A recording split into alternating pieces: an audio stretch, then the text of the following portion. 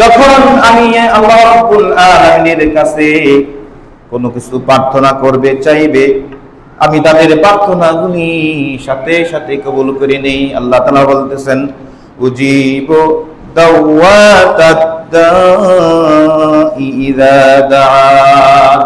আমার বান্দারা যখন আমার কাছে চাইবে, কোন কিছু প্রার্থনা করবে, আমি আল্লাহ রাব্বুল আলামিন তাদের প্রার্থনাগুলি সাথে সাথে কবুল করে নেই। বলি সুবহানাল্লাহ। বিশেষ করে মাহে রমাদানে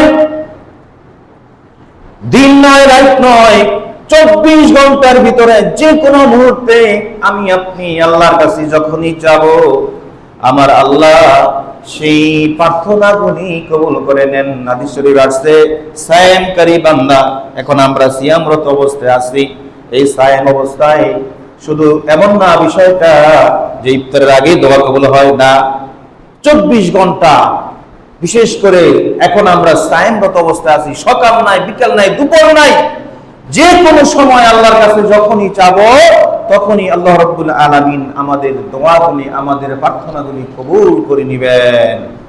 সম্মানিত উপস্থিতি, এখন বলতে পারেন কত দোয়াই তো আল্লাহর কাছে বললাম, চাইলাম, অনেক দোয়াই তো কবুল হয় নাই, মিস হয়ে গেছে। না, হাদিস শরীফে আল্লাহ রাসূল বলেছেন, আল্লাহর বান্দারা যখন আল্লাহর কাছে প্রার্থনা করে দোয়া চায়, তখন আল্লাহ রাব্বুল আলামিন 3টা বিষয় দান করেন। 3টা বিষয়ের একটা বিষয় ঘটান। একটা বিষয় হচ্ছে, বান্দা যখন আল্লাহর কাছে কাকুতি মিনতি সহকারে আল্লাহর কাছে চান, ওই ব্যক্তির খাদ্যটা যদি হালাল হয়ে যায়, তার ইনকামটা যদি হালাল হয়ে যায়, আর কাকুতি মিনতি সহকারে যদি আল্লাহর কাছে চাওয়া হয়, আল্লাহ রাব্বুল আলামিন ওই ব্যক্তির প্রার্থনা কবুল করে নেন। এমন ভাবে কবুল করে নেন, বান্দা যা চাইলো আল্লাহ রাব্বুল আলামিন সাথে সাথে বান্দার ওই চাওয়া পাওয়াটাকে পূর্ণ করে দেন। বলি সুবহানাল্লাহ। একটা বিষয় এটা। আরেকটা বিষয় হচ্ছে, বান্দার তাৎক্ষণিক বিষয়টা যদি আল্লাহ রাব্বুল আলামিন কবুল না করেন, সাথে সাথে কবুল হইল না, তাহলে এর বিনিময়ে কি হবে? এর বিনিময়ে আল্লাহ রাব্বুল আলামিন কিয়ামতের ময়দানে, কঠিন হাসরের দিনে, এর বিনিময়ে, ওই ব্যক্তির প্রার্থনার বিনিময়ে আল্লাহ রাব্বুল আলামিন তাকে উত্তম সাজা দান করবেন। বলি সুবহানাল্লাহ। এই গেল 2টা বিষয়। আর আল্লাহ রাসূল বলেছেন অথবা আরেকটা বিষয়, সেটা কি? সেটা হচ্ছে, আমরা যে দোয়া করি, এই দোয়ার বিনিময়ে ওই 2টা বিষয় যদি কবুল না হয়, 2টা বিষয় যদি গৃহীত না হয়, তাহলে এমন একটা বিষয় হবে, আপনার আমার সামনে এমন একটা বিপদ, এমন একটা মুসিবত অপেক্ষা করতেছে, সেই ঘটনাটা ঘটবে।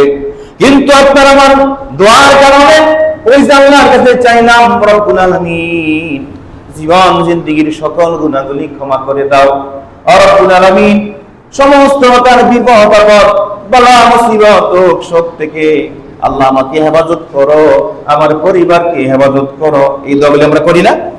আল্লাহ রাব্বুল আলামিন সামনে আপনার আমার একটা বিপদ অপেক্ষায় বর্তমান, কিন্তু দোয়া করার কারণে এই 2টা বিষয়, আগের যে 2টা বিষয়, সেটা যদি কবুল না হয়, তাহলে সামনে যে বিপদটা আছে, সেই বিপদ থেকে দোয়া করার কারণে আল্লাহ রাব্বুল আলামিন সেই বিপদ থেকে আপনাকে আমাকে হেফাজত করবেন। বলি সুবহানাল্লাহ। তাহলে দোয়ায় কি লস আছে? দোয়ায় কোনো লস নাই, দোয়ায় শুধু লাভ। আল্লাহ তাআলা বলছেন যে তুমি দোয়া করো, আমার বান্দারা যখন আমার কাছে দোয়া করে, উজিবুদ দাওয়াতুদ দাঈ ইযা দাআন, আমার বান্দা দোয়া করার সাথে সাথে আমি আল্লাহ রাব্বুল আলামিন সেই দোয়াটা কবুল করে নেই। আমরা আবারও বলি সুবহানাল্লাহ। আল্লাহ কত মেহেরবান। তাহলে 3টা বিষয় খেয়াল রাখবেন দোয়া করার কারণে। 3টা বিষয়, একটা কি? সাথে সাথে আপনার দোয়াটা কবুল করে এর ফলটা আল্লাহ তাআলা দিয়ে দিবেন সাথে সাথে। আপনি অল্প কিছুদিনের ভিতরে এর নেয়ামত ভোগ করবেন, এর ফল আপনি পাবেন, আপনি বুঝতে পারবেন ওই যে আল্লাহর কাছে দোয়াটা করছি, মনে হয় এর ফলটা পাইছি। আর যদি ফল বুঝতে না পারেন, তাহলে এর বিনিময়ে আল্লাহ রাব্বুল আলামিন হাশরের ময়দানে এর চেয়ে উত্তম যাজা, পুরস্কার আল্লাহ রাব্বুল আলামিন আপনার জন্য, আমার জন্য প্রস্তুত করে রাখছেন। অথবা আপনার আমার সামনে একটা মুসিবত আছে, একটা বিপদ আছে, এই বিপদ থেকে দোয়া করার কারণে আল্লাহ রাব্বুল আলামিন বিপদ থেকে আপনাকে আমাকে বাঁচাই দিবেন। আবারও বলি আলহামদুলিল্লাহ। অতএব দোয়া করবেন। তবে আল্লাহ রাসূল বলেছেন দোয়া করার কয়েকটা শর্ত বলেছেন।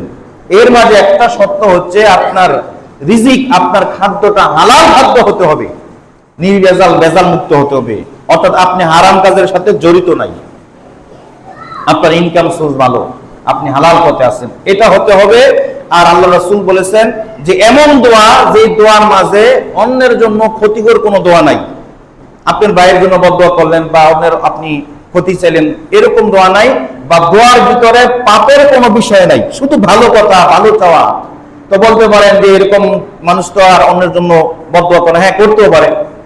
এই জন্য আল্লাহ রাসূল সতর্ক করে দিলেন যে দোয়ার ভিতরে যদি অন্যের ক্ষতির বিষয় না থাকে, দোয়ার ভিতরে যদি পাপের কথা না থাকে, তাহলে আল্লাহ রাব্বুল আলামিন ওই দোয়াটা অবশ্যই কবুল করে নেবেন।